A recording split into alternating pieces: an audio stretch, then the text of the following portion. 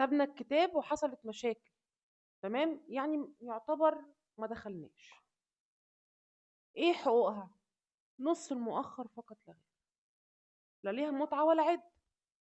تمام تمام. طب القايمة، القايمة لو دخلت بيت الزوج يبقى المفروض حضرتك تديها قايمتها. لو هو اصلا ما استلمش المنقولات، تمام، يبقى ساعتها لما هي ترفع عليك جنحة تبديد المنقولات انت بتقول ايه؟ انتفاء ركن التسليم، انا اصلا ما استلمتش المنقولات.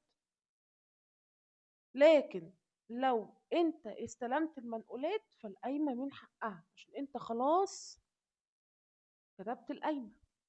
طب يا استاذة هي من حقها ترفع عليا نفقة زوجية؟ اه، من حقها ترفع عليك نفقة زوجية حتى لو ما تمش الدخول.